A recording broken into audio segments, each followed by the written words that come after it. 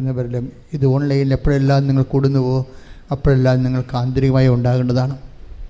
ഉടമ്പടിയുടെ ഇന്ധനമെന്ന് പറയുന്നത് വർദ്ധിച്ച ദൈവസ്നേഹമാണ്. ഉടമ്പടിയുടെ ഇന്ധനം നിങ്ങളുടെ വസ്തുവിനെക്കുറിച്ചുള്ള വിഷയത്തെക്കുറിച്ചുള്ള സ്നേഹമല്ല, അതൊരു നനഞ്ഞ പടക്കം പോലെ ആയിരിക്കും.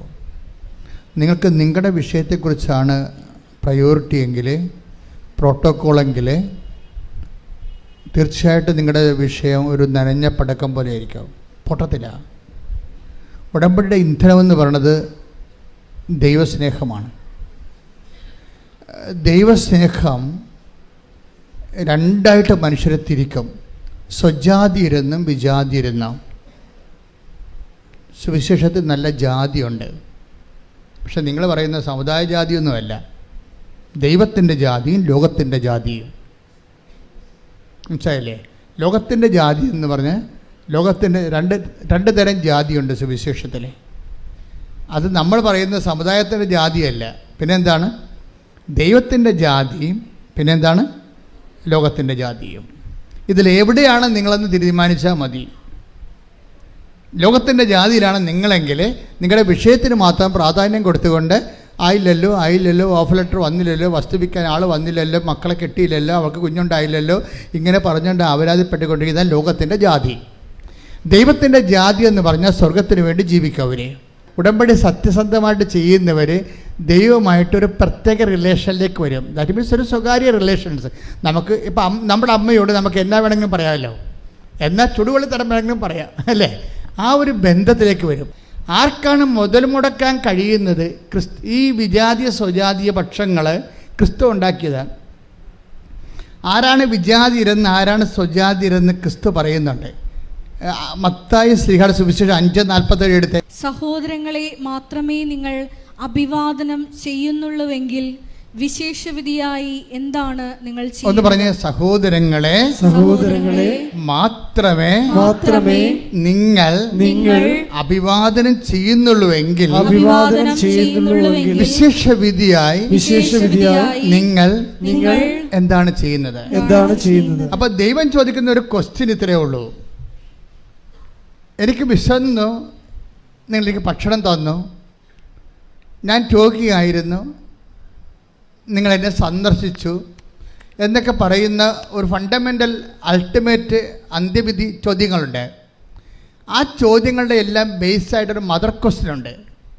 ആ മദർ ക്വസ്റ്റ്യൻ എന്താണ്? എവഞ്ചലി, അതായത് ബൈബിൾ ഉയർത്തുന്ന ഒരു മദർ ക്വസ്റ്റ്യൻ ഉണ്ട്. എന്താണത്? വിശേഷവിധിയായി പറഞ്ഞേ, വിശേഷവിധിയായി നിങ്ങൾ എന്താണ് ചെയ്യുന്നത്? എപ്പോഴും ഇൻട്രോസ്പെക്ട് ചെയ്യേണ്ട ഒരു സാധനമാണ്. നമ്മുടെ ഉള്ളിൽ ചോദിക്കേണ്ടത് മറ്റ് വിശേഷവിധിയായി നിങ്ങൾ എന്താണ് ചെയ്യുന്നത്? ഉടമ്പടിയുടെ ഒരു വിഷയം അതായത് ശ്രദ്ധിക്കട്ടെ. ഹല്ലേലൂയ.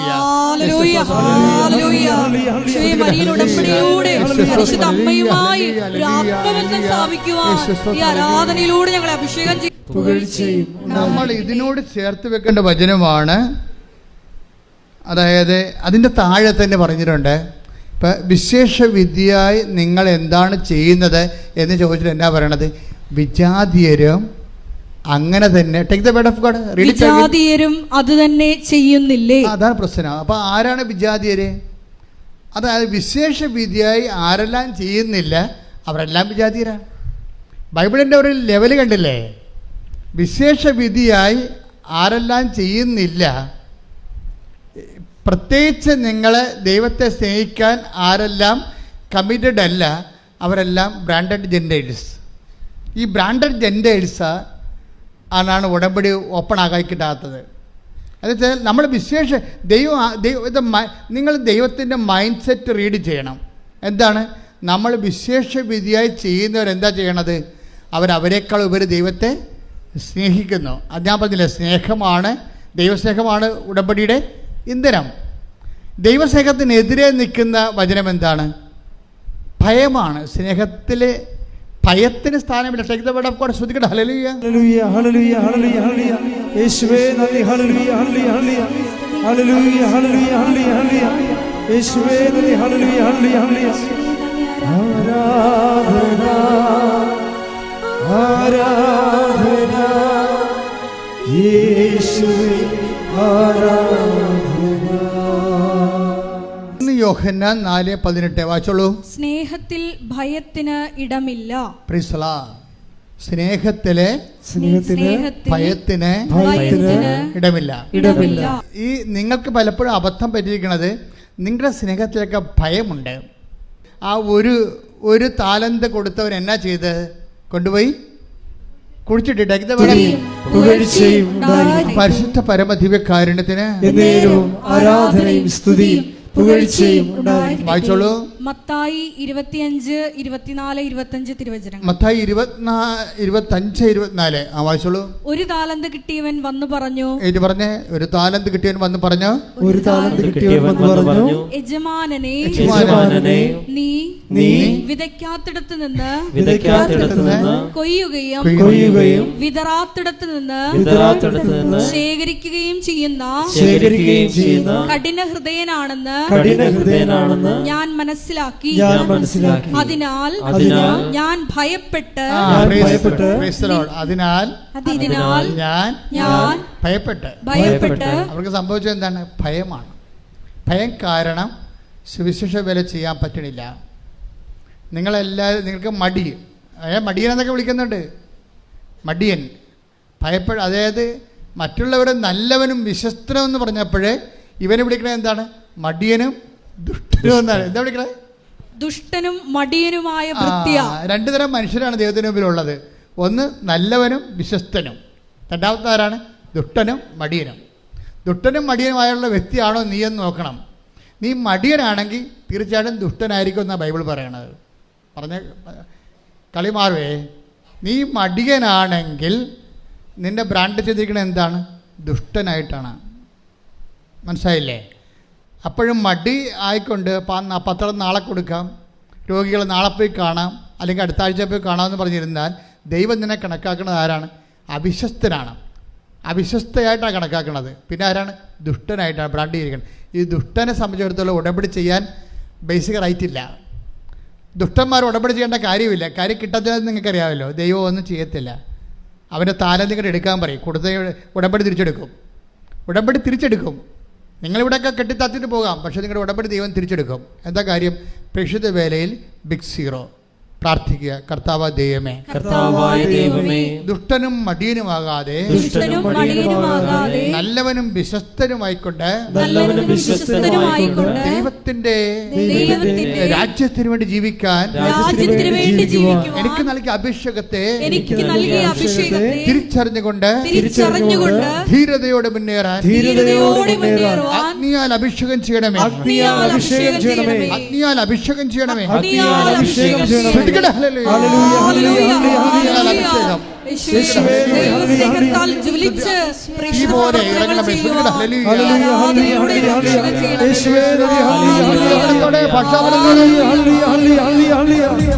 കൈയടിച്ചുകൊണ്ട് ദൈവസ്നേഹത്തോടെ കൽപ്പിക്കപ്പെട്ടതിനേക്കാൾ കൂടുതൽ വിശേഷവിധിയായി ചെയ്യുന്നവരാണ് ഉടമ്പടി ക്രാക്കാക്കുന്നവരെ, ഉടമ്പടി ഫയറാക്കുന്നവർ. ഇതിൻ്റെ ടെക്നോളജിയാണ്. ഇത് വളരെ ബുദ്ധിപൂർവ്വം നമ്മൾ ഇൻവെസ്റ്റ് ചെയ്യേണ്ട വിഷയമാണ്. ആർക്ക് വേണമെങ്കിലും ഈ ഫോർമുല ഉപയോഗിക്കണമെങ്കിൽ ഉടമ്പടി പെട്ടെന്ന് ഓപ്പണായിട്ട് കിട്ടും. കാര്യം ദൈവത്തിൻ്റെ മൈൻഡ് സെറ്റിലാണിത് വിഭാവന ചെയ്തിരിക്കുന്നത്. കവനൻ്റ് എന്ന് പറയുന്ന സങ്കല്പം. അത് നിങ്ങൾ ടേക്ക് വേർഡ് ഓഫ് ഗോഡ്. ലൂക്ക 17:10. ഇതുപോലെ തന്നെ നിങ്ങളും കൽപ്പിക്കപ്പെട്ടവയെല്ലാം ചെയ്തതിന് ശേഷം ഞങ്ങൾ പ്രയോജനമില്ലാത്ത ദാസന്മാരാണ് കടമ നിർവഹിച്ചതേയുള്ളൂ എന്ന് പറയുവിൻ. കണ്ടില്ലേ? ഇതിലെല്ലാം വെളിവാകണ ദൈവത്തിൻ്റെ ഗൂഢത, മനസ്സിൻ്റെ ഒരു ഒക്കൾട്ട് വേടുകളാണിതെല്ലാം. വെച്ച് കഴിഞ്ഞാൽ ഗൂഢസത്യങ്ങളുള്ളതാണ്. അല്ലാതെ കൽപ്പിക്കപ്പെട്ടത് മാത്രമാണ് ചെയ്താൽ അതിനകത്ത് പ്രത്യേകിച്ച് മാഹാത്മ്യമൊന്നുമില്ല. അപ്പം നിങ്ങൾ കല്യാണം കഴിക്കുന്നു, നിങ്ങൾക്ക് മക്കളുണ്ടാകുന്നു, മക്കളെ നിങ്ങളെ പഠിപ്പിക്കുന്നു, അവർക്ക് വേണ്ടി നിങ്ങൾ ഉറക്കം നിൽക്കുന്നു, 12 മണി വരെ അവരുടെ കൂടെ ഇരുന്ന് അവരെ പഠിപ്പിക്കുന്നു, രാവിലെ അവരെ കുഞ്ഞുങ്ങളെ കുളിപ്പിക്കുന്നു, പണ്ടിയെ കൊണ്ട് ആക്കുന്നു, തിരിച്ചു കൊണ്ടുവരുന്നവരെ അവർക്ക് വേണ്ടി പ്രാർത്ഥിക്കുന്നു. ഇതെല്ലാം ചെയ്തുകൊണ്ട് ഒരു ഗുണവും ഇല്ലെന്നാണ് പറയണത്. എന്താ കാര്യം? ഇതെല്ലാം കൽപ്പിക്കപ്പെട്ടതാണ്. നിങ്ങളുടെ നിലനിൽപ്പിന് വേണ്ടി, കുടുംബത്തിൻ്റെ നിലനിൽപ്പിന് വേണ്ടി കാട്ടിക്കൂട്ടുന്ന സ്വാഭാവികമായ മനുഷ്യപ്രവൃത്തിയാണ്. കൽപ്പിക്കപ്പെട്ടതെല്ലാം ചെയ്തതിന് ശേഷം, ഇതെല്ലാം കൽപ്പിക്കപ്പെട്ട ഒരു അമ്മയെന്ന രീതിയിൽ, അപ്പനെന്ന രീതിയിൽ കൽപ്പിക്കപ്പെട്ട കാര്യങ്ങളാണ്. കൽപ്പിക്കപ്പെട്ട ആ നോർമലായിട്ടുള്ള കാര്യങ്ങൾ ചെയ്താൽ ഉടമ്പടി വർക്കൗട്ട് ചെയ്യത്തില്ല. നിങ്ങൾ ചോദിക്കും, ഞാൻ ഭർത്താവിനെ നോക്കണില്ലേ, എൻ്റെ കടമയല്ലേ അത്? ശരിയാണ്, കൽപ്പിക്കപ്പെട്ടതാണത്. എൻ്റെ ഭർത്താവിനെ കിടപ്പ് രോഗിയല്ലേ, അപ്പോൾ ഞാൻ നോക്കുന്നില്ലേ, ഞാൻ തന്നെ വേലയെടുത്ത് കൊണ്ടുവന്ന് ഭർത്താവിന് ഭക്ഷണം കൊടുക്കണില്ലേ, മരുന്നിന് കൊടുക്കണില്ലേ, എല്ലാം ഞാൻ ചെയ്യണില്ലേ? നിങ്ങൾക്ക് ബാർഗെയിൻ ചെയ്യാൻ പറ്റത്തില്ല. കാര്യം ഇതെല്ലാം കൽപ്പിക്കപ്പെട്ടതാണ്. ഇതെല്ലാം ക്രിസ്തുവിൻ്റെ പേരിലാണ് നിങ്ങൾ ചെയ്യണമെങ്കിൽ റീഫണ്ട് ചെയ്യും. വേറെ നിങ്ങൾ ആ ഭർത്താവ് എഴുന്നേറ്റ് വന്നിട്ട് നിങ്ങളുടെ വീട്ടിൽ ജോലി ചെയ്യാം, നിങ്ങൾക്ക് കുറച്ചുകൂടി ആശ്വാസം ഉണ്ടാകുമെന്ന് പറഞ്ഞാൽ അത് നിങ്ങളുടെ പേരിലായിപ്പോവും. മനസ്സിലായില്ലേ? ഇത് അതായത് ബ്ലെസ്സിങ് ആൻഡ് ഗ്രേസ് വ്യത്യാസമുണ്ട്. ഗ്രേസ് എന്ന് പറയണത് ക്രിസ്തുവിൽ നിന്നുണ്ടായതാണ്. നിങ്ങൾക്കറിയാമല്ലോ ഗ്രേസിൻ്റെ കാര്യം. അനുഗ്രഹം ദൈവം ആദ്യം മനുഷ്യനെ സൃഷ്ടിച്ചപ്പോൾ തന്നെ ഉണ്ടായതാണ് അനുഗ്രഹം. അതിനുവേണ്ടി എക്സ്ട്രാ ആയിട്ട് ആരും വർക്ക് ചെയ്യേണ്ട കാര്യമില്ല. അത് ആർക്കും കിട്ടും, നിരീശ്വരവാദിക്കും അനുഗ്രഹം കിട്ടും. അവൻ ജനിച്ചു പോയില്ലേ, അപ്പോൾ ജനിച്ചപ്പോൾ ദൈവം അതിൻ്റെ ഉത്തരവാദിത്വം ഏറ്റെടുത്തുകൊണ്ട് അവന് ബുദ്ധി കൊടുത്തിട്ടുണ്ട്, കഴിവ് കൊടുത്തിട്ടുണ്ട്, എല്ലാ കഴിവും കൊടുത്തിട്ടുണ്ട്, ഒരു കുഴപ്പമില്ല. പക്ഷേ കൃപ എന്ന് പറയണത് വേറെയാണ്. കൃപ എന്ന് പറയുന്നത് പവർ ഓഫ് ഗോഡാണ്. അത് ക്രിസ്തു വഴി ഉണ്ടായതാണ്. അതെപ്പോഴും നാം മനസ്സിലാക്കണം. കാരണം ക്രിസ്തു വഴി എങ്ങനെയാണ് ഉണ്ടായത്? ക്രിസ്തു വഴി ഉണ്ടായെന്ന് പറഞ്ഞാൽ എന്താണ്? കൃപയും സത്യവുമാകട്ടെ, പറഞ്ഞേ, കൃപയും സത്യവുമാകട്ടെ, കൃപയും സത്യവുമാകട്ടെ, യേശു ക്രിസ്തു വഴി ഉണ്ടായി. യേശു ക്രിസ്തു വഴി ഉണ്ടായി. അപ്പൊ യേശു ക്രിസ്തു വഴി ഉണ്ടായതാണ് കൃപ. എങ്ങനെയാ ഉണ്ടായത്? അതെപ്പോഴും ഉണ്ടായത് 12:18 അനുസരിച്ചുകൊണ്ടാണ്. ഏത്? മത്തായിയുടെ സുവിശേഷം. ശ്രുതികട്ടെ, hallelujah, hallelujah, hallelujah, hallelujah, hallelujah. യേശുവേ നന്ദി, ഹല്ലേലൂയ. മത്തായി 12:18. മത്തായി 12:18. ഇതാ ഞാൻ തിരഞ്ഞെടുത്ത എന്റെ ദാസൻ. ഏറ്റു പറഞ്ഞ, ഇതാ ഞാൻ തിരഞ്ഞെടുത്ത, ഇതാ ഞാൻ തിരഞ്ഞെടുത്ത എന്റെ ദാസൻ, എന്റെ ദാസൻ, എന്റെ ആത്മാവ് പ്രസാദിച്ച, എന്റെ ആത്മാവ് പ്രസാദിച്ച എന്റെ പ്രിയപ്പെട്ടവൻ, എന്റെ പ്രിയപ്പെട്ടവൻ, ഞാൻ അവന്റെ മേൽ, ഞാൻ അവന്റെ മേൽ എന്റെ ആത്മാവിനെ അയക്കും. എന്റെ ആത്മാവിനെ. പിതാവിന്റെ ആത്മാവിന്റെ പ്രസാദം കിട്ടിയ ആളാണ് ക്രിസ്തു. അതിനാണ് കൃപയെന്ന് പറയുന്നത്. ക്രിസ്തുവിന് അത് എങ്ങനെയാണ് കിട്ടിയത്? അത് ഫിലിപ്പിയർ 2:6 അനുസരിച്ച് കിട്ടിയതാണ്. എന്താണ്? അവൻ പ്രകൃത്യ ദൈവമായിരിക്കവേ ദൈവത്തോടുള്ള സമാനത മുറുകെ പിടിക്കേണ്ട കാര്യമായി പരിഗണിക്കാതെ അവൻ ദാസനായി മരണത്തോളവും കുരിശുമരണത്തോളവും തന്നെ താഴ്ത്തി. അതിനാൽ ദൈവം അത്യധികം അവനെ ഉയർത്തി. അങ്ങനെ അത്യധികം ഉയർത്തുന്ന പ്രോസസ്സിനാണ് കൃപയെന്ന് പറയണത്. കൃപ അവൻ്റെ നാമത്തിൻ്റെ തൽഭവമോ തത്സമവുമായി. അതുകൊണ്ട് അവൻ്റെ നാമത്തെ മഹത്വപ്പെടുത്തിയാൽ ഓട്ടോമാറ്റിക്കായിട്ട് കൃപ നമ്മളിലേക്ക് വഴിഞ്ഞൊഴുകും. നമ്മൾ ചെയ്യുന്ന എല്ലാ സൽപ്രവൃത്തികളും, കൃപാപര പ്രവൃത്തികളും, പ്രേക്ഷിത പ്രവർത്തനങ്ങളും ഈശോയുടെ നാമത്തെ മഹത്വപ്പെടുത്തിക്കൊണ്ട് കൃപ ആർജിക്കാൻ വേണ്ടിയുള്ള ദൈവത്തിന്റെ സംവിധാനത്തിന്റെ ഭാഗമാണ്. കൈയടിച്ച് കർത്താവ്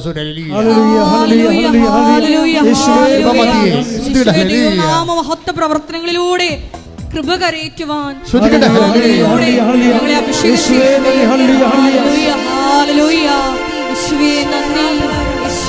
ആരാധന. 2 കൊരിന്ത്യർ 4:15. അങ്ങനെ കൂടുതൽ കൂടുതൽ ആളുകളിൽ കൃപ സമൃദ്ധമാകുന്നത് വഴി. പറഞ്ഞേ, അങ്ങനെ കൂടുതൽ കൂടുതൽ കൂടുതൽ കൂടുതൽ ആളുകളിൽ കൃപ സമൃദ്ധം ആകുന്നത് വഴി ദൈവമഹത്വത്തിന് കൂടുതൽ കൃതജ്ഞത അർപ്പിക്കപ്പെടുന്നു. ഇതൊരു പ്രോസസ്സാണ്.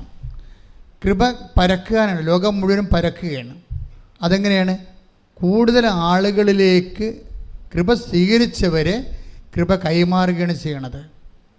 കൃപ സ്വീകരിച്ചവർ കൃപ കൈമാറുകയാണ് ചെയ്യണമെന്ന് പറയുമ്പോൾ 2 കൊരിന്ത്യർ 4:15. കൃപ സ്വീകരിച്ചവർ, നിങ്ങളെല്ലാവരും ഉടമ്പടിയിലൂടെ എന്താ ചെയ്യണത്? എന്താ സ്വീകരിക്കണത്? കൃപയാണ് സ്വീകരിക്കണത്. അല്ലാതെ മകളെ കെട്ടിച്ച് കൊച്ചുണ്ടായി വീട് കിട്ടുമെന്നൊക്കെ പറയരുത്. അതൊക്കെ ഇതിൻ്റെ കൃപയുടെ ഇഫക്റ്റായിട്ട് ബ്ലെസ്സിങ്സ് ആൻഡ് ഫിസിക്കൽ ഫേവേഴ്സാണ്. കൃപ എന്ന് പറഞ്ഞാൽ ദൈവത്തിൻ്റെ ശക്തിയാണ് സ്വീകരിക്കുന്നത്. ദൈവത്തിൻ്റെ ശക്തി നേരിട്ട് സ്വീകരിക്കാനുള്ള ദൈവിക സംവിധാനത്തിന്റെ പേരാണ് കവനന്റ് ഉടമ്പടി. കൈയടിച്ച് കർത്താവ് 5:16. ദൈവത്തിന്റെ കൃപ, പറഞ്ഞ ദൈവത്തിന്റെ കൃപ എന്നെ വിജാതിയർക്ക് വേണ്ടി യേശുക്രിസ്തുവിന്റെ ശുശ്രൂഷകനാക്കിയിരിക്കുകയാണല്ലോ. Price the Lord. അപ്പൊ കൃപ എന്താ ചെയ്യണത്? പൗലോസ് അപ്പോസ്തലൻ പറയുന്ന കാര്യമാണിത്. അതായത് ദൈവത്തിൻ്റെ കൃപ എനിക്ക് ലഭിച്ചിരിക്കുന്നത് എന്തിനാണ്? വിജാതിയർക്ക് വേണ്ടി. Read it again. ദൈവത്തിന്റെ കൃപ എന്നെ വിജാതിയർക്ക് വേണ്ടി യേശുക്രിസ്തുവിന്റെ ശുശ്രൂഷകനാക്കിയിരിക്കുകയാണല്ലോ. ഉടമ്പടി ചെയ്യണത് ഇതാണ്. എന്താണ്? വിജാതിയർക്ക് വേണ്ടി. വിജാതിർ എന്ന് പറയുന്നത് എന്താണ്? സമുദായത്തിൻ്റെ ജാതിയല്ല, മറിച്ച് വിശേഷ വിധിയായി ചെയ്യുന്നത്. കൽപ്പിക്കപ്പെട്ടതിന് ശേഷം അതിനേക്കാൾ ഉപരി ചെയ്യുന്ന ആൾക്കാരാണ് സ്വജാതികളെന്ന് പറയുന്നത്, സ്വർഗത്തിൻ്റെ ജാതികൾ. സ്വജാതികളെന്ന് പറഞ്ഞാൽ ആരാണ്? സ്വന്തം സമുദായത്തിൻ്റെ ജാതിയല്ല, സ്വർഗത്തിൻ്റെ ജാതികൾ. വിജാതി എന്ന് പറഞ്ഞാൽ ആരാണ്? ലോകത്തിൻ്റെ ജാതികൾ. അവരുടെ കാര്യത്തിന് വേണ്ടി മാത്രം അവർ പ്രാർത്ഥനയും ദൈവത്തെ പോലെ ഉപയോഗിക്കുന്നവരാണ്. ഇങ്ങനെ രണ്ടായിട്ട് തിരിക്കുകയാണ്. അപ്പോൾ ഈ വിഷയത്തിൽ നമ്മൾ തീരുമാനമെടുക്കണം. എന്താണ്? ഉടമ്പടിയിലുള്ളവരിൽ നിന്ന് വിശേഷ വിധിയായിട്ടാണ് ദൈവം ഉദ്ദേശിക്കുന്നത്. അപ്പോൾ അതിന് എപ്പോഴും നമ്മൾ പ്രാർത്ഥിക്കണം, കർത്താവേ നീ തന്ന കൃപ കൈമാറ്റത്തിനാണ്, അത് വിശേഷ വിധിയായി ജനങ്ങളിലേക്ക് നിന്നെ കൈമാറാൻ എന്നെ സഹായിക്കണമേ. പ്രാർത്ഥിച്ച്, കർത്താവേ നീ തന്ന കൃപ വിശേഷ കൈമാറ്റത്തിനാണ്, അത് വിശേഷ വിധിയായി മറ്റവരെക്കാൾ ഉപരി കൃപയുടെ ഫലങ്ങൾ പ്രകടിപ്പിച്ചുകൊണ്ട് ധൈര്യത്തോടെ സുവിശേഷത്തിന് ക്രിസ്തുവിന് സാക്ഷ്യമാകാൻ എന്നെ സഹായിക്കണമേ. അപ്പോൾ നിങ്ങൾ വിഷയത്തിലേക്ക് തിരിച്ചു വരണം. എന്താ കാര്യം? അതായത് ജ്ഞാനസ്നാനപ്പെടാതെ തന്നെ ഒരാൾക്ക് ക്രിസ്തുവിൻ്റെ സന്ദേശം സ്വീകരിക്കാൻ പറ്റും. അതല്ലേ ഇപ്പം നമ്മൾ ഉടമ്പടിയിലൂടെ കാണുന്നത്. അതിൽ ഞാൻ ആദ്യമേ ഉടമ്പടി ചെയ്തപ്പോൾ തന്നെ ഈശോ പറഞ്ഞു, this is not converting anybody. ഇതൊന്നും മതപരിവർത്തനത്തിനുള്ളതല്ല, മറിച്ച് എന്താണ്? മനുഷ്യനെ സാന്ത്വനപ്പെടുത്താനും സഹായിക്കാനും ഉള്ളതാണ്. ആരെല്ലാം വേദനപ്പെട്ട് വരുന്നുവോ അവന് ക്രിസ്തുവിൽ പരിഹാരമുണ്ടെന്ന് പറയുന്ന സുവിശേഷം നിന്നോട് ആവശ്യപ്പെടുന്നത് എന്താണ്? വിശേഷ വിധിയായി. നീ ഇന്നലെ ജീവിച്ച പോലെ നിൻ്റെ വയറ് നിൻ്റെ വായെന്ന് പറഞ്ഞ് ജീവിക്കരുത്, മറിച്ച് മറ്റുള്ളവരെ കൂടി കരുതണം. മറ്റുള്ളവരെ കരുതി ജീവിച്ചാൽ ആ ഉടമ്പടി എപ്പോഴും തീയാകണതും വേഗണതും അങ്ങനെയാണ്, മറ്റുള്ളവരെ കരുതി ജീവിക്കാൻ. അപ്പം നിനക്ക് ഈ അനുഗ്രഹം തന്നാൽ എന്ത് പ്രയോജനമെന്ന് ദൈവം ചിന്തിച്ചാൽ, ദൈവത്തിന് മാർക്കില്ല എന്നുണ്ടെങ്കിൽ നിന്നെ ദൈവം വിജാതിയായിട്ട് കാണും. ചിലപ്പോൾ നീ കത്തോലിക്കയായിരിക്കും, പക്ഷെ ദൈവത്തിൻ്റെ മുമ്പിൽ നീ വിജാതിയാണ്. അവിടെ പ്രശ്നം. ഒരു കത്തോലിക്കയും ക്രിസ്ത്യാനിയും ജീവിതത്തിൽ വിജാതിയരായിട്ട് മാറാൻ സാധ്യതയുണ്ട്. നിങ്ങൾ പറയുന്ന വിജാതിയർ സ്വജാതികളായിട്ട് മാറാനും സാധ്യതയുണ്ട്. കാര്യം എന്താണ്? കയ്യിരിപ്പ് പോലെ ഇരിക്കും കാര്യങ്ങൾ. ശ്രുതികട്ടെ ഹല്ലേലൂയ.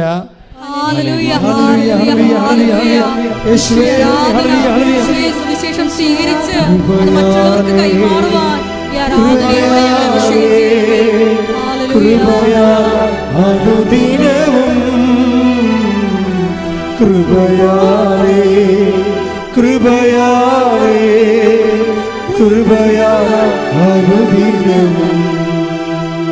പരിശുദ്ധ പരമദിവ്യകാരുണ്യത്തിന് ആരാധനയും സ്തുതിയും പുകഴ്ചയും ഉണ്ടായിരിക്കട്ടെ. ഇതിനകത്തൊരു കോമ്പറ്റീഷൻ നല്ലതാണ്. കോമ്പറ്റീഷൻ, അതായത് മറ്റുള്ളവരെക്കാളും കൂടുതലായി ഞാൻ പ്രേക്ഷിത പ്രവർത്തനം ചെയ്യണം.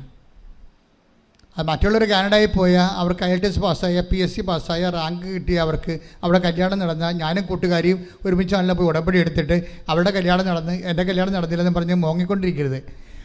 അത് നിങ്ങൾ നെഗറ്റീവ് നിങ്ങളെക്കുറിച്ച് മാത്രം ചിന്തിക്കുന്നത് കൊണ്ട് നിങ്ങളെ വെച്ച് മറ്റുള്ളവരുടെ കിട്ടിയിരിക്കുന്ന ഭൗതിക ആനുകൂല്യങ്ങളും അനുഗ്രഹങ്ങളും വെച്ചുകൊണ്ട് നിങ്ങളെ കമ്പയർ ചെയ്യേണ്ടതാണ്. നിങ്ങൾ കമ്പയർ ചെയ്യണമെന്ന് ദൈവം പറയണ്ടേ. അതെന്താണ് കമ്പയർ ചെയ്യേണ്ടത്? 1 കൊരിന്ത്യൻസിന്റെ 15:10 എടുത്ത് ശ്രുതിക്കട്ടെ. ഹല്ലേലൂയ. 1 കൊരിന്ത്യൻസ് 15:10. ഞാൻ എന്തായിരിക്കുന്നുവോ അത് ദൈവകൃപയാലാണ്. എൻ്റെ മേൽ ദൈവം ചൊരിഞ്ഞ കൃപ നിഷ്ഫലമായി പോയിട്ടില്ല. നേരെ മറിച്ച് മറ്റെല്ലാവരെയും അധികം ഞാൻ അധ്വാനിച്ചു. അതായത് പ്രശ്നം വെച്ച് കഴിഞ്ഞാൽ മറ്റുള്ള എല്ലാ ഒന്നിനു വായിച്ചേ മറ്റെല്ലാവരെയും ആദ്യം മുതലേ ഞാൻ എന്തായിരിക്കുന്നു നിങ്ങൾ പറഞ്ഞേ, ഞാൻ എന്തായിരിക്കുന്നുവോ അത് ദൈവകൃപയാലാണ്. എന്റെ മേൽ ദൈവം ചൊരിഞ്ഞ കൃപ നിഷ്ഫലമായി പോയിട്ടില്ല. നേരെ മറിച്ച് മറ്റെല്ലാവരെയും കാൾ അധികം ഞാൻ അധ്വാനിച്ചു.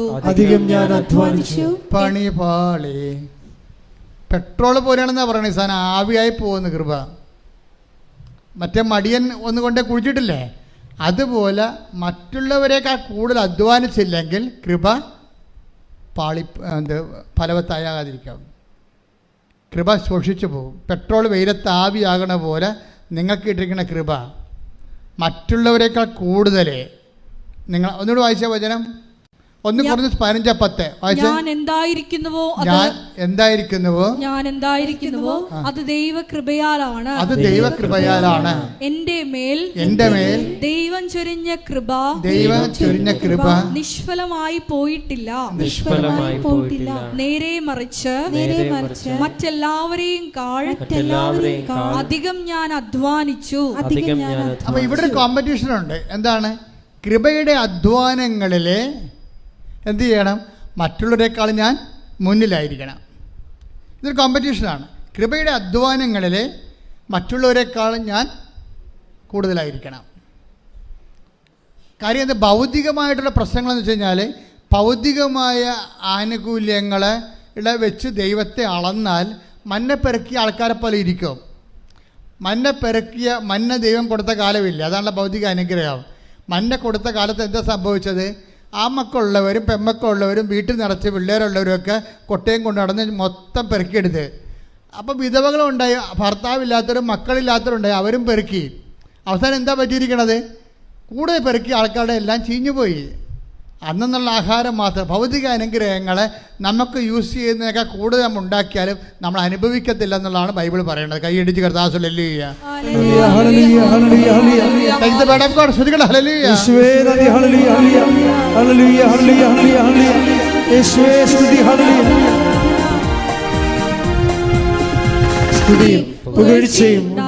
വായിച്ചോളൂ.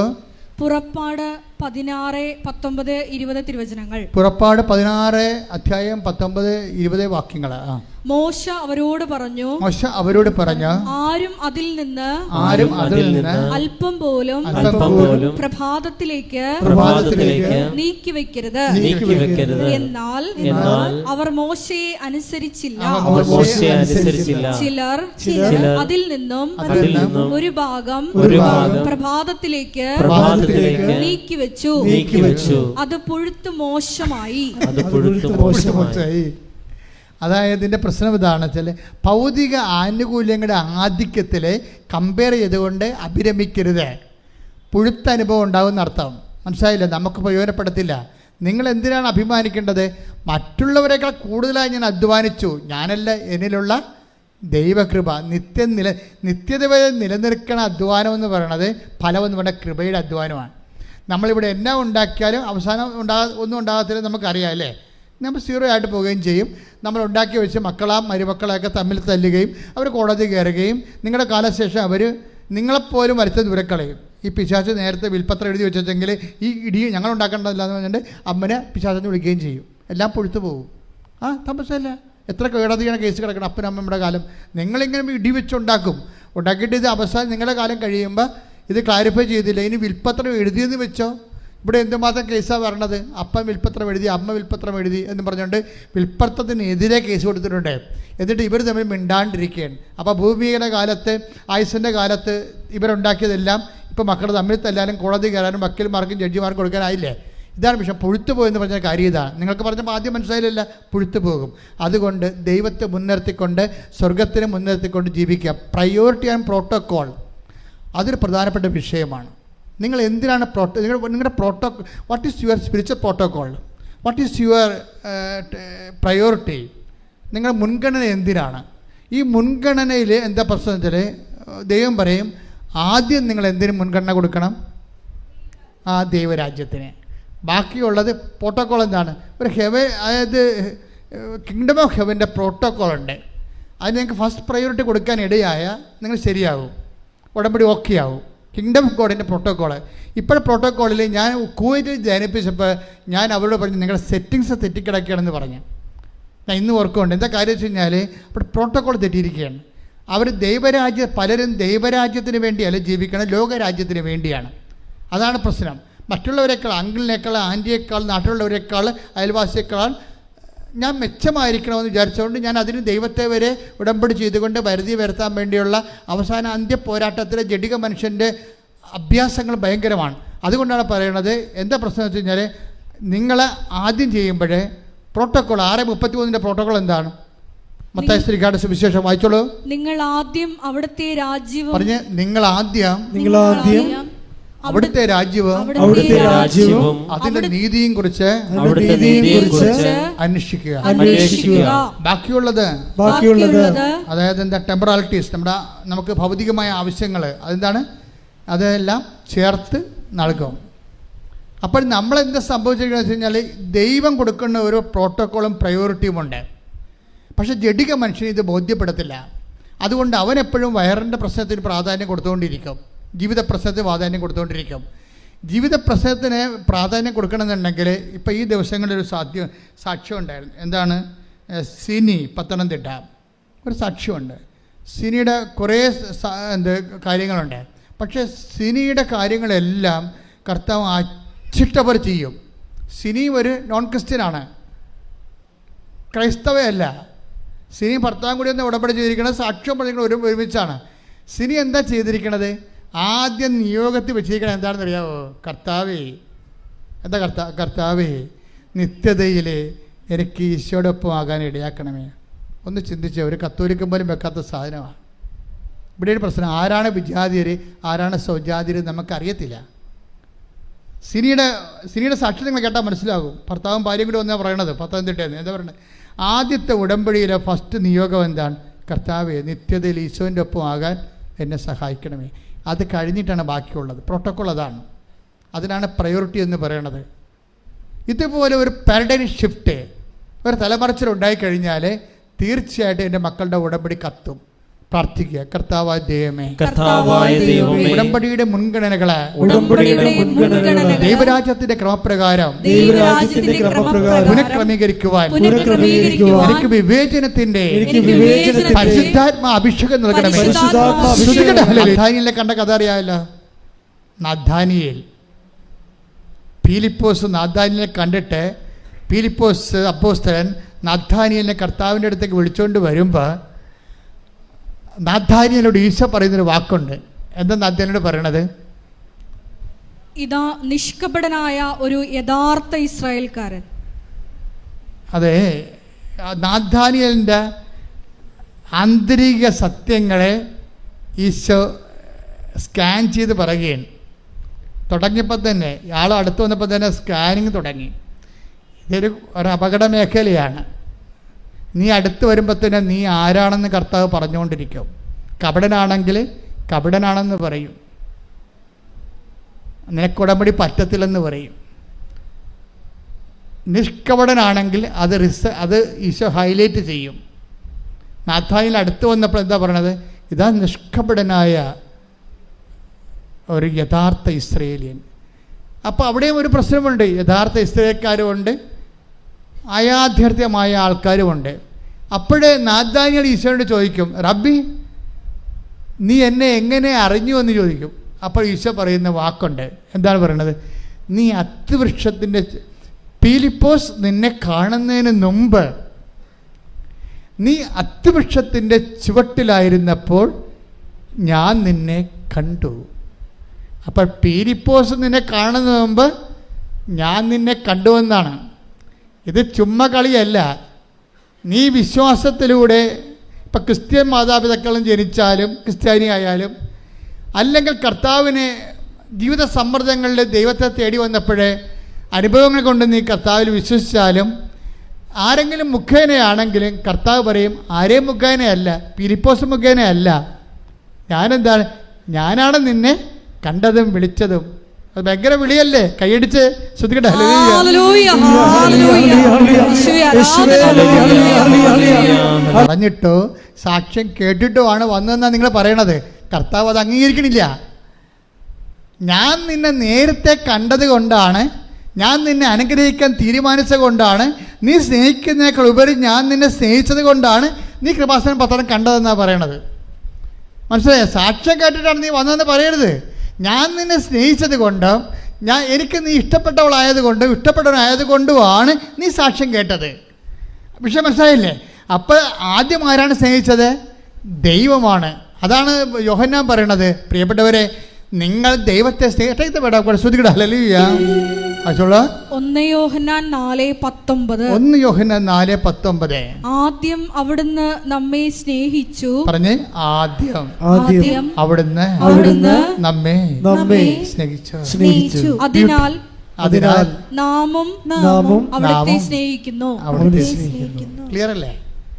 ആദ്യം നീ കൃപാസനം പത്രമല്ല കണ്ടത്, ആദ്യം നീ സാക്ഷ്യമല്ല കേട്ടത്, ആദ്യം നീ നിൻ്റെ അമ്മയോ ആൻറ്റിയോ കൂട്ടുകാരിയോ നിന്നോട് പറഞ്ഞതല്ല. ആദ്യം ചെയ്തത് നിങ്ങൾ ആരും ഇവിടെ ഭൗതികമായ ഏജൻറ്റുമാരാരുമല്ല. പിന്നെ ആരാണ്? കർത്താവായ ദൈവം നിന്നെ സ്നേഹിക്കുന്നു, കണ്ടെത്തിയിരിക്കുന്നു, വിളിച്ചിരിക്കുന്നു, വിശുദ്ധീകരിച്ചിരിക്കുന്നു, ശക്തീകരിച്ചിരിക്കുന്നു, കൈ സാക്ഷിയാക്കുന്നു. ശ്രദ്ധിക്കട്ടെ.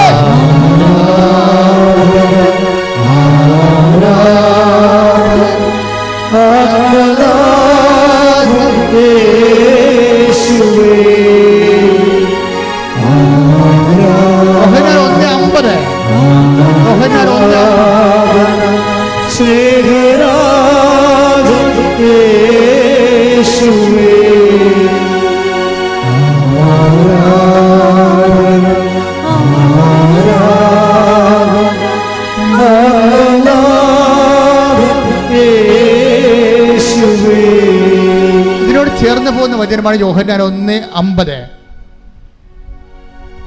യോഹന്നാൻ 1:50. യേശു പറഞ്ഞു അത്തിമരത്തിന്റെ ചുവട്ടിൽ നിന്നെ കണ്ടു എന്നു ഞാൻ പറഞ്ഞതുകൊണ്ട് നീ എന്നിൽ വിശ്വസിക്കുന്നു അല്ലേ? അല്ലേ? എന്നാൽ ഇതിനേക്കാൾ വലിയ കാര്യങ്ങൾ നീ കാണും. മനുഷ്യന്റെ ഒരു പോക്കുതരം കണ്ടില്ലേ? ഇതാണ്. അതായത് ഈ മനുഷ്യൻ, ഈ നാഥാനിയേൽ എന്ന് പറഞ്ഞ ആള് ദൈവത്തിൽ വിശ്വസിക്കുന്നത് എന്താണ്? അത്തിമരത്തിൻ്റെ ചുവട്ടിൽ, അതാണ് യോഹന്നാൻ 1:50. അത്തിമരത്തിൻ്റെ ചുവട്ടിൽ ഞാൻ നിന്നെ കണ്ടു എന്ന് പറഞ്ഞത് കൊണ്ട് നീ എന്നെ വിശ്വസിക്കുന്നു. പക്ഷെ എന്താ പ്രശ്നം? അങ്ങനെ ഞാൻ പറഞ്ഞിട്ട്, ഞാൻ ഇനീഷ്യേറ്റീവ് എടുത്തിട്ടല്ല നീ വിശ്വസിക്കേണ്ടതെന്നാണ് പറയണത്. മനസ്സിലായില്ല? പ്രോട്ടോക്കോളല്ല, അതല്ല അതിൻ്റെ പ്രയോറിറ്റി എന്ന് പറയണത്. നീ ഇനിഷ്യേറ്റീവ് എടുക്കണമെന്ന്. മനസ്സിലായില്ലേ? നിങ്ങൾ പറയുമല്ല, ഉടമ്പടി ഞാൻ ചെയ്യാം, എന്തെങ്കിലും ഒരു അടയാളം കിട്ടട്ടെ. ഇതാണ് പ്രശ്നം. പല ആൾക്കാരും പണി മേടിക്കണം അങ്ങനെയാണ്. അതായത് അവർക്ക് ഞാൻ പത്രം കൊടുക്കാവേ, ഞാൻ ഉപവസിക്കാവേ, ഞാൻ രോഗികളെ പോയി കാണാവേ, ഞാൻ ആശുപത്രി പോകാവേ എന്ന് എന്താണ്? എന്തെങ്കിലും ഒരു അടയാളം കാണട്ടെ. ജപ്തി നടപടിക്കാരൻ ഇപ്പോഴേ എന്നെ തന്തക്ക വിളിക്കുകയാണല്ലോ, അതിന് മാറ്റമൊന്നും ഇല്ലല്ലോ.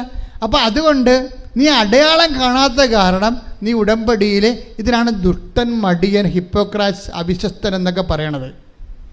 അത് ദൈവത്തെ പരീക്ഷിക്കാൻ വേണ്ടി ആദ്യം അടയാളം കാണിക്കാൻ പറയും. കല്ലുകൾ അപ്പമാക്കാൻ വേണ്ടി ഒരുത്തൻ പറഞ്ഞില്ലേ? ആരാണ്? പിശാച്. അതാ പ്രശ്നം. ഉടമ്പടി എടുത്തതിൽ 50% പിശാചുകളുണ്ട്. എന്താ പ്രശ്നം വെച്ച് കഴിഞ്ഞാൽ ആദ്യം ദൈവം അടയാളം കാണിക്കണമെന്ന് പറയണത്. ഇപ്പം ഈശോ എന്നാ പറയണത്? നീ അത്തിമരത്തിൻ്റെ ചുവട്ടിലായിരുന്നപ്പോൾ ഞാൻ നിന്നെ കണ്ടു എന്ന് പറഞ്ഞത് കൊണ്ടല്ലേ നീ വിശ്വസിക്കണത്. എന്നിട്ട് പറയും, ഇനി കാണാത്ത കാര്യങ്ങളൊക്കെ ഉണ്ട്, അതൊക്കെ വരട്ടെ. നീ വിശ്വാസം വളരുമ്പോഴാണ് കാണാത്ത കാര്യങ്ങൾ, കണ്ണ് കാണാത്ത കാര്യങ്ങൾ നിന്നെ കാണിക്കാൻ പോണത്. വിശ്വാസത്തിൻ്റെ അന്ത്യം എന്താണ്? കണ്ണ് കാണാത്ത കാര്യങ്ങൾ കാണിക്കുകയാണ്. കണ്ണ് കാണുന്ന കാര്യങ്ങൾക്ക് വേണ്ടി നീ ദൈവത്തിൻ്റെ കൈയും കാര്യം കെട്ടാൻ നോക്കുമ്പോഴേ കണ്ണ് കാണാത്ത കാര്യങ്ങളെക്കുറിച്ച് ദൈവത്തിൻ്റെ വാഗ്ദാനങ്ങൾ നൽകുന്നത് വിശ്വാസമാണ്. ആ വിശ്വാസം നിനക്ക് നൽകുന്നത് ആരാണ്? സുവിശേഷമാണ്. ആ സുവിശേഷം നീ സ്വീകരിക്കണമെങ്കിൽ എന്ത് ചെയ്യണം? അനുതപിക്കണം. അതുകൊണ്ട് മർക്കോസ് 1:15 പറയണത് എന്താണ്? അനുതപിക്കുക, സുവിശേഷത്തെ വിശ്വസിക്കുക. ഈ അനുതാപം എന്ന് പറഞ്ഞ ഉടമ്പടി പ്രകാരം എന്താണ്? ഒത്തിരി മേഖലകൾ അനുദപിക്കാം, പക്ഷെ ബേസിക്കായിട്ട് എന്താണ്? സ്വജാതീയ വിജാതീയ മാറ്റമാണ് ശരിക്കും അനുതാപം. എന്നാണ് നീ ദൈവത്തിൻ്റെ കാര്യങ്ങൾക്ക് പ്രയോറിറ്റി മുൻഗണന കൊടുക്കുകയും ജഡീയ കാര്യങ്ങളെ നീ രണ്ടാം സ്ഥാനത്ത് കൊണ്ടുവരികയും ചെയ്യുമ്പോൾ അനുതാപമായി. ഇതൊരു നിലപാടാണ്. അനുതാപം എന്ന് പറയണത് കുറച്ച് മോങ്ങിക്കറിഞ്ഞ് കുമ്പസാരിച്ചിട്ട് പാപക്ഷമ മേടിക്കണം മാത്രമല്ല, അതൊരു ജീവിത നിലപാടാണ്. എന്ന് നീ ദൈവത്തിന് ഒന്നാം സ്ഥാനം കൊടുക്കുന്നുവോ അപ്പോൾ അനുതാപമായി. നിനക്ക് രണ്ടാം സ്ഥാനം വരുന്നുവോ അപ്പോൾ അനുതാപമായി. ഉടമ്പടി നിയോഗങ്ങൾക്കാണ് നീ ഒന്നാം സ്ഥാനം കൊടുക്കണമെങ്കിൽ നീ രാജ്യത്തിൻ്റെ സന്തതികളാണ്. ഉടമ്പടിയുടെ നിബന്ധനകൾക്കാണ് നീ ഒന്നാം സ്ഥാനം കൊടുക്കണമെങ്കിൽ നീ സ്വർഗരാജ്യത്തിൻ്റെ സന്തതിയാണ്. ഏതിനാണ് നീ പ്രാധാന്യം കൊടുക്കണമെന്ന് നീ തീരുമാനിച്ച് വിവേചനത്തിലേക്ക് വരുമ്പോൾ ഉടമ്പടിയുടെ നിബന്ധനകൾക്ക് ഒന്നാം സ്ഥാനം കൊടുത്താൽ, നിയോഗങ്ങൾക്ക് രണ്ടാം സ്ഥാനവും നിബന്ധനകൾക്ക് ഒന്നാം സ്ഥാനം കൊടുത്താൽ നീ അനുദപിച്ചിരിക്കുന്ന അർത്ഥം. അതാണ് നീ സുവിശേഷത്തെ വിശ്വസിച്ചിരിക്കണമെന്ന അർത്ഥം. മനസ്സിലായില്ലേ? അതാണ് മർക്കോസിൻ്റെ 1:15. ഇനി നീ ഇതുപോലെ നിൻ്റെ ഉപരി ദൈവത്തിനും ദൈവത്തിൻ്റെ വചനങ്ങൾക്കും അതനുസരിച്ചുള്ള ജീവിത പുനഃക്രമീകരണക്കും നീ ഒന്നാം സ്ഥാനം കൊടുത്ത് ജീവിതത്തിൽ ക്രിസ്തുവിനെ സ്വീകരിച്ചു കഴിഞ്ഞാൽ അടുത്ത നടപടി എന്താണ്? നിങ്ങൾ ലോകം മുഴുവനും പോകണം. 16:15 മർക്കോസ്. എന്താണ്? നിങ്ങൾ ലോകം മുഴുവനും പോകണം. എന്ത് ചെയ്യണം? എല്ലാ സൃഷ്ടികളോടും നീ സ്വീകരിച്ച കൃപ കൈമാറണം. മനസ്സിലായില്ലേ? സുവിശേഷം സ്വീകരിച്ചാൽ മാത്രം പോരാ. അപ്പോൾ മർക്കോസിൻ്റെ സുവിശേഷം വളരെ ഇടിപെട്ട സുവിശേഷമാണ്. കാര്യം തുടങ്ങുന്ന സുവിശേഷത്തിലാണ്. അനുദപിക്കുക, സുവിശേഷത്തിൽ വിശ്വസിക്കുക. മർക്കോസ് അവസാനിപ്പിക്കുന്ന 16:15 എന്താ പറയണത്? ലോകം മുഴുവൻ പോവുക, സുവിശേഷം കൈമാറുക. എന്ന് വെച്ചാൽ ബൈബിളിലെ വിജാതിയർക്ക് സുവിശേഷം കൈമാറുക എന്ന് വെച്ചാൽ പൗലോസ് പറയും കൃപയുടെ കൈമാറ്റമാണെന്ന് പറയും. സുവിശേഷത്തിന് കൃപ എന്നൊരർത്ഥമുണ്ട്. നമ്മൾ കൃപ കൈമാറുമ്പോൾ മറ്റു മനുഷ്യരുടെ ആവശ്യങ്ങളെ ക്രിസ്തുവിനെ മുൻനിർത്തിക്കൊണ്ട് പ്രയോറിറ്റി കൊടുത്തു കഴിയുമ്പോൾ, മുൻഗണന കൊടുത്തു കഴിയുമ്പോൾ കൃപയുടെ കൈമാറ്റമാണ്. ദാറ്റ് മീൻസ് സുവിശേഷം ആയവർക്ക് മാത്രമേ സുവിശേഷം ഏകാൻ പറ്റത്തുള്ളൂ. എന്തിന് ഞാൻ ഉടമ്പടി എടുക്കണം നിന്നോട് നീ ഉടമ്പടി എടുക്കണം എന്ന് ചോദിച്ചാൽ നിനക്ക് ഒത്തിരി ഉത്തരവുമുള്ളൂ കൃപയുടെ കൈമാറ്റത്തിന്. കൈയടിച്ച് കർത്താവ് ഹല്ലേലൂയ.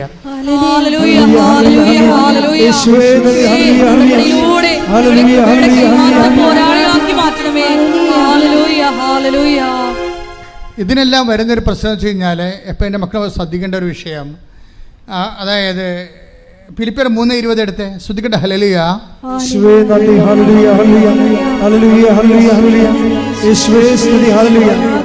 ഫിലിപ്പിയർ 3:20 ഭൗമികമായത് മാത്രം എന്ന് പറഞ്ഞേ. ഭൗമികമായത് മാത്രം അവർ ചിന്തിക്കുന്നു. എന്നാൽ നമ്മുടെ പൗരത്വം സ്വർഗത്തിലാണ്. അപ്പൊ 2 പൗരത്വമുണ്ട്. മനസ്സിലായില്ലേ? പൗരത്വം എ ഗ്രേഡ് ഉണ്ട്, പൗരത്വം ബി ഗ്രേഡ് ഉണ്ട്. ഇതിൽ ഏത് പൗരത്വമാണ് നീ സ്വീകരിച്ചിരിക്കണമെന്ന പ്രശ്നം. അതായത് നിൻ്റെ കാര്യം, നിൻ്റെ വീട്, നിൻ്റെ വയറ്, നിൻ്റെ വീട്ടുകാരൻ, നിൻ്റെ നാട്ടുകാരൻ, നിൻ്റെ സ്വന്തം, നിൻ്റെ ആവശ്യം എന്ന് പറയുന്നത് ലോകപൗരത്വമാണ്, ഭൗമിക പൗരത്വമാണ്. ഈ ഭൗമിക പൗരത്വത്തിന് വേണ്ടി ക്രിസ്തു ലോകത്തിലേക്ക് വരേണ്ട ഒരു കാര്യവുമില്ല. നീ നിൻ്റെ ജീവിതത്തെ മാത്രം പ്രാധാന്യം കൊടുത്താൽ അതിൻ്റെ അർത്ഥം നീ ക്രിസ്തുവിനെ മാറ്റി നിർത്തിക്കൊണ്ട് ജീവിതത്തെ വ്യാഖ്യാനിക്കുന്നുവെന്നാണ് അതിൻ്റെ അർത്ഥം. അത് മീൻസ് 2ാം പൗരത്വത്തിനാണ് നീ പ്രാധാന്യം കൊടുക്കുന്നത്. 2ാം പൗരത്വം. 1ാം പൗരത്വം എന്ന് പറഞ്ഞാൽ എന്താണ്? വിശ്വാസിയുടെ 1ാം പൗരത്വം എന്താണ്? ഫിലിപ്പിയർ 3:20 അതെന്താണ്? നമ്മുടെ പൗരത്വം സ്വർഗത്തിലാണ്. അപ്പം ഈ സ്വർഗീയ പൗരത്വത്തിന് വേണ്ടി നമ്മൾ എന്ത് വേണമെങ്കിലും ഇൻവെസ്റ്റ് ചെയ്യും, എന്ത് വേണമെങ്കിലും. ഇപ്പം നമ്മൾ ക്ഷമിക്കും, സഹിക്കും, അതുപോലെ തന്നെ വിട്ടുകൊടുക്കും, വേണ്ട കളയെന്ന് വെക്കും, കളപ്പോട്ട് എന്ന് പറയും. ആരോടും പരിഭവത്തിനോ പരാതിക്കോ തർക്കത്തിനോ ഒന്നും പോകത്തില്ല. എന്താ കാര്യം? നമ്മുടെ പൗരത്വം സ്വർഗത്തിലാണ്, നിത്യതയാണ് നമ്മൾ ലക്ഷ്യം വെച്ചിരിക്കുന്നത്. അപ്പോൾ ഉടമ്പടിയിൽ എപ്പോഴും ഇതുപോലൊരു പ്രയോറിറ്റി വേണം. എന്താണ്? നിത്യത ഉന്നം വെച്ചുകൊണ്ടും മുൻഗണന കൊടുത്തുകൊണ്ടും ഉടമ്പടിയെ സമീപിച്ചാൽ ടൈം ഷോർട്ടറിങ് നടക്കും, നോട്ട് ബൈ മെറിറ്റ് നടക്കും, പ്രസൻസ് ഉണ്ടാകും. കാര്യം നിങ്ങൾക്കറിയാമല്ലോ, നിത്യത ആഗ്രഹിക്കാത്ത ഒരു മനുഷ്യൻ്റെ കൂടെ ദൈവം എന്തിനാണ് സാന്നിധ്യം നടക്കുന്നത്? ഒരാവശ്യമില്ല. ഒരാവശ്യമില്ല. പക്ഷേ നിത്യതയിൽ ദൈവത്തിൻ്റെ കൂടെ നീ ഉണ്ടായിരിക്കാൻ വേണ്ടി നീ അധ്വാനിക്കുകയാണെങ്കിൽ ദൈവം ഭൂമിയിൽ സ്വർഗം സൃഷ്ടിച്ചുകൊണ്ട് തൻ്റെ സാന്നിധ്യം നിൻ്റെ കൂടെയാക്കും. ഉടമ്പടി ഏറ്റവും വലിയ വാഗ്ദാനം എന്താണ്? I will be with you where you go. നീ എവിടെ പോയാലും ഞാൻ നിൻ്റെ കൂടെ ഉണ്ടാകും. അപ്പോൾ ഓരോ ഉടമ്പടി പോലെ ഇതുപോലെ കൃത്യമായിട്ട് ദൈവസാന്നിധ്യം ജീവിതത്തിൻ്റെ വ്യത്യസ്തമായ വിചിത്രമായ അപൂർവ മണ്ഡലങ്ങളിൽ പോലും സംരഭ്യമാക്കുന്ന ഒരു സംവിധാനം ഇന്ന് വരെ ആധ്യാത്മിക ഒരു ലോകത്തുമില്ല.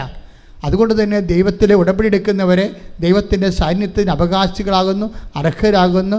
ഈ ഒരു നടപടിക്രമങ്ങളിലൂടെ പുരോഗമിച്ചുകൊണ്ട് നീ മുന്തിയ നിലവാരമുള്ള സ്വർഗരാജ്യത്തിൻ്റെ പ്രജയായി മാറാൻ കർത്താവ് നിന്നെ അഭിഷേകം ചെയ്യട്ടെ. ശ്രദ്ധിക്കട്ടെ.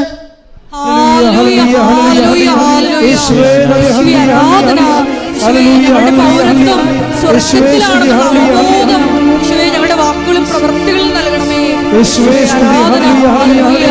എല്ലാവരും എഴുന്നേൽക്കുക. ആരാധന ആരാധന.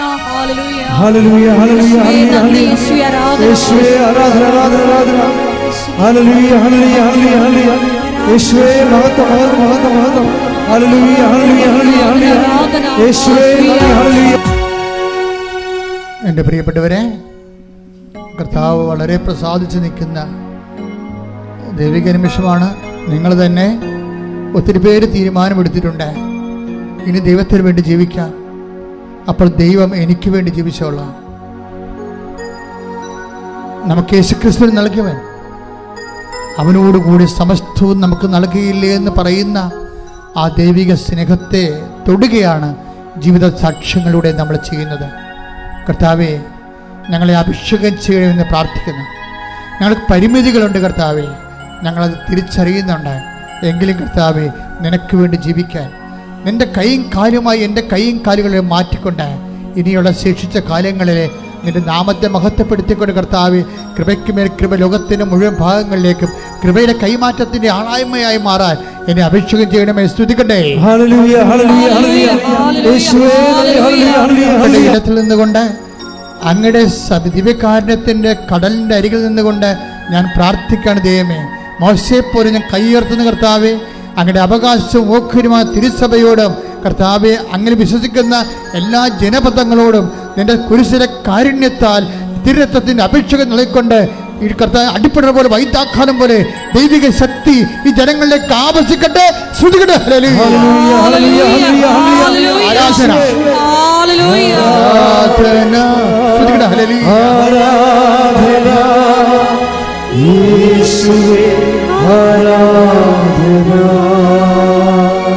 ഉണ്ടാകുകയും അമ്മ തന്നെ അത് നിർവഹിക്കുകയും പൂർണ്ണമായി സൈഡ് എഫക്ട്സ് ഇല്ലാതെ ഓപ്പറേഷൻ പോലും വേണ്ടാതെ സുഖപ്പെടുത്തുന്ന ദൈവമേ, ആരാധന ആരാധന.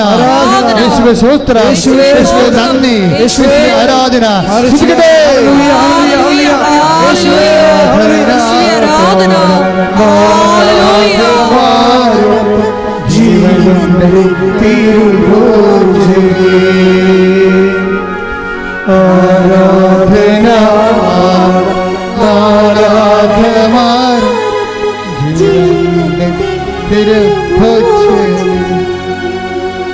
എൻ്റെ പ്രിയപ്പെട്ടവരെ, ഉദരത്തെ കൈവച്ചിട്ട് പ്രാർത്ഥിക്കട്ടെ. ഊടിന് താഴെ മുകളിലും കുടലിന്, വൻകുടലിനും ചെറുകുടലിനും വീക്കമുള്ളവരെ, സിസ്റ്റുള്ളവരെ, മൂത്രാശയത്തിൽ കല്ലുള്ളവരെ, PCODക്കാരെ, അതുപോലെ RSS രോഗികളെ എല്ലാവരും ഉദരത്തെ കൈവച്ച് പ്രാർത്ഥിക്കട്ടെ. ശ്വാസകോശ രോഗികളെ നെഞ്ചി കൈവച്ച് പ്രാർത്ഥിക്കട്ടെ. ഉച്ച മുതൽ ഉള്ളംകാല് വരെ ആന്തരിക അവയവങ്ങൾക്ക് രോഗം പറ്റുന്നവരെ ശിരസിൽ കവിച്ച് പ്രാർത്ഥിക്കട്ടെ. അതിശക്തമായി സ്തുതിക്കട്ടെ. മാതാവിൻ്റെ മധ്യസ്ഥ യേശുവിൻ്റെ നാമത്തിൽ സ്തുതിക്കട്ടെ. കർത്താവിന് ശക്തി വെക്കട്ടെ. ഈശോ അങ്ങനെ വിശുദ്ധ പൗരോഹിത്യത്തെ മഹത്വപ്പെടുത്തണമേ. കർത്താവെ, സഭയിലുള്ള സാന്നിധ്യം പ്രകടമാക്കണമേ. അമ്മേ, പരിശുദ്ധ അമ്മ, ദേവമാതാവെ, എല്ലാ മക്കൾക്ക് വേണ്ടി മധ്യസ്ഥം പ്രാർത്ഥിക്കണേ. 38 വർഷം ഞാൻ അർപ്പിച്ച കൃപായുടെ യോഗ്യതയായ കൃപാസന അൾത്താറെ ജീവനോടെ പ്രത്യക്ഷപ്പെട്ട പരിശുദ്ധ അമ്മയുടെ മധ്യസ്ഥതയിൽ ഇവിടെ നടന്ന 10,000കണക്കിന് ആരാധന ശക്തിയാൽ എല്ലാവരും കർത്താവെ, ഇവിടെ പ്രാർത്ഥിക്കുന്ന ഓരോ മകനെയും, ഓൺലൈൻ പ്രാർത്ഥിക്കുന്ന മകനെയും, മാരക രോഗങ്ങൾ, തീരാവേദികൾ, ജീവ ദുരിതങ്ങൾ യേശു ക്രിസ്തുവിന്റെ നാമത്തിൽ മാറിപ്പോകട്ടെ. ശ്രദ്ധിക്കട്ടെ.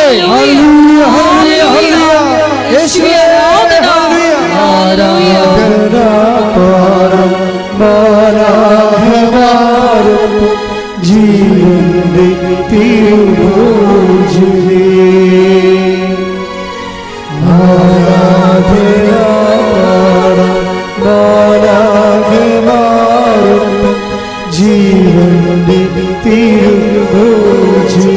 അരക്കെട്ടിന് നീര് കെട്ടുന്നവരും ഇരിക്കാൻ പ്രയാസമുള്ളവരൊക്കെ അരക്കെട്ടിൽ കൈവച്ച് പ്രാർത്ഥിക്കേണ്ടതാണ്, സൂക്ഷിച്ച് പ്രാർത്ഥിക്കേണ്ടതാണ്. കിഡ്നി രോഗികളും ആ കിഡ്നി സ്ഥാനങ്ങളിൽ ബാക്ക് വശം കൈവച്ച് പ്രാർത്ഥിക്കേണ്ടതാണ്. ശ്രുതികട്ടെ ഹല്ലേലൂയ. എൻ്റെ കർത്താവിൻ്റെ ഉന്നതമായ നാമത്തിൽ, സഭയുടെ അധികാരത്തിൽ, കുരിശിൻ്റെ അടയാളത്തിൽ, ദൈവശക്തിയാൽ അരക്കെട്ടിൽ കൈവച്ച് പ്രാർത്ഥിക്കുന്നവർ യേശുക്രിസ്തു നാമത്തിൽ സൗഖ്യം പ്രാപിക്കട്ടെ. ഇപ്പോഴും പ്രാർത്ഥിക്കേണ്ടത് സ്പോണ്ടിലോസിസ് രോഗികളെ, സ്പൈനൽ കോഡിന് അസുഖമുള്ളവരെ പിൻകരുത്തിൽ കൈവച്ചുകൊണ്ട് ശ്രുതികട്ടെ ഹല്ലേലൂയ. യേശുവേ സ്തോത്രം, ഹല്ലേലൂയ ഹല്ലേലൂയ. യേശുവേ സ്തോത്രം, ഹല്ലേലൂയ. സ്പോണ്ടിലോസിസ് രോഗികളെ, സ്പൈനൽ കോഡിന് അസുഖമുള്ളവരെ പിൻകരുത്തിൽ കൈവച്ച് പ്രാർത്ഥിക്കട്ടെ. ശ്രുതികട്ടെ എൻ്റെ കർത്താവിൻ്റെ ഉന്നതമായ നാമത്തിൽ, സഭയുടെ അധികാരത്തിൽ, കുരിശിൻ്റെ അടയാളത്തിൽ, ദൈവശക്തിയാൽ പിൻകരുത്തി രോഗങ്ങൾ യേശുവിന്റെ നാമത്തിൽ സൗഖ്യം പ്രാപിക്കട്ടെ. ശ്രുതികട്ടെ ഹല്ലേലൂയ ഹല്ലേലൂയ ഹല്ലേലൂയ.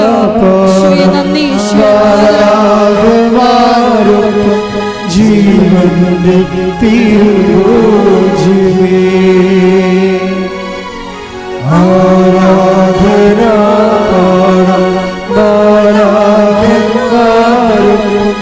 ജീവന്റെ തിരുവോജിമേ. എല്ലാവരും മുട്ടേന്തിക്കുക. ഇപ്പോൾ പ്രാർത്ഥിക്കുന്ന ജീവിത പ്രശ്നങ്ങളാണ്.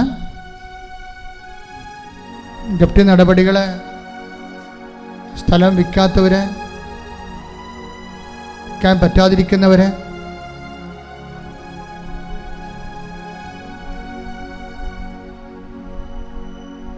പരീക്ഷ എഴുതിയിട്ട് റിസൾട്ടിനായിട്ട് പ്രതീക്ഷിക്കുന്നവരെ, പരീക്ഷ എഴുതാൻ പോകുന്നവരെ, മക്കൾ ഇല്ലാത്തവരെ,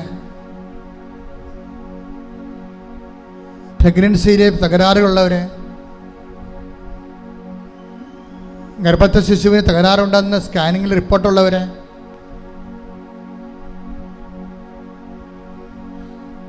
മക്കൾ ദുർനടപ്പിലായിരിക്കുന്നവരെ, തെറ്റായ പ്രണയത്തിൽ അകപ്പെട്ട് കുടുംബത്തിന് ഭയങ്കര തകർച്ചയ്ക്ക് കാരണമാകുന്നവരെ,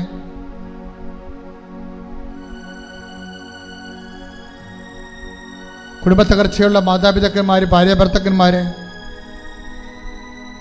സാമ്പത്തിക വരുമാനമില്ലാത്തവരെ, വരുമാന മാർഗങ്ങൾ അടഞ്ഞുപോയവരെ, കടകമ്പോളങ്ങൾ വ്യവസായങ്ങളും ശുഷ്കിച്ചു പോയവരെ, നിവൃത്തിയില്ലാതെ രാജ്യം വിട്ടു പോകാൻ ആഗ്രഹിക്കുന്നവരെ, പലതരത്തിലുള്ള വിഷമതകളിൽ വലയുന്നവരെ, കേസിലും കള്ളക്കേസിലും ഒക്കെ അകപ്പെട്ടവരെ,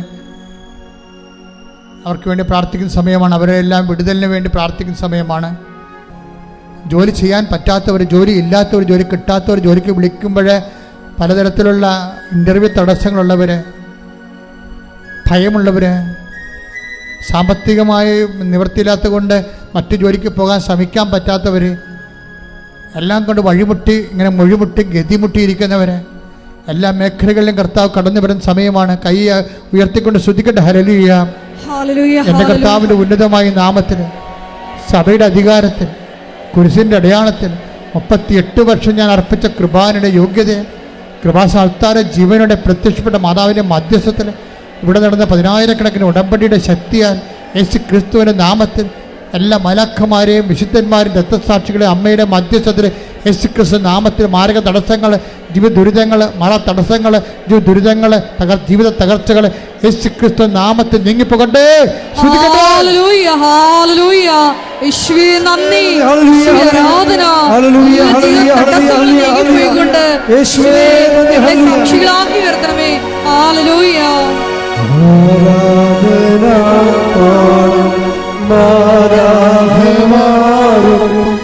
ജീവന്റെ തിരുവോജിമേ. കൈകൾ കൂപ്പി കണ്ണ് തുറന്ന് ദിവ്യകാരുണ്യത്തോട് അമ്മയുടെ മധ്യസ്ഥത്തിൽ അച്ഛൻ വിട്ടുപോയ കാര്യങ്ങളെ സൂചിപ്പിക്കുക. അച്ഛൻ വിട്ടുപോയ എന്തെങ്കിലും കാര്യങ്ങളുണ്ടെങ്കിൽ അതിപ്പോഴും മൗനമായി പ്രാർത്ഥിക്കുക. ഓൺലൈനിലുള്ളവരും അച്ഛൻ വിട്ടുപോയ കാര്യങ്ങൾ മൗനമായി പ്രാർത്ഥിക്കുക.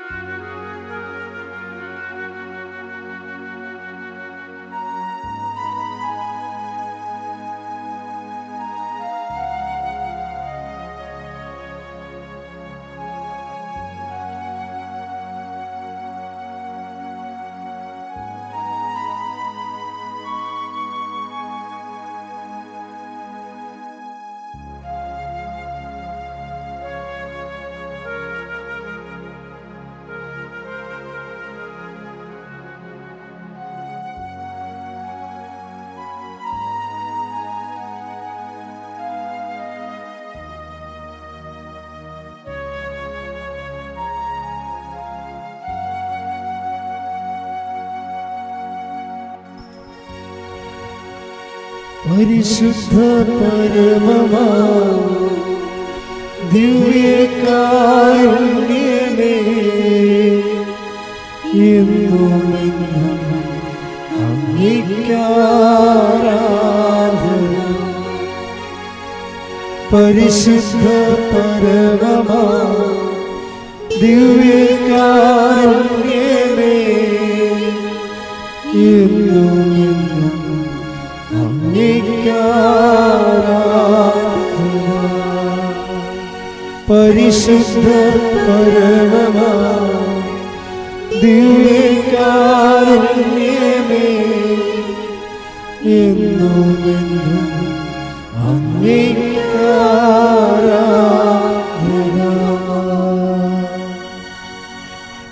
ആവേ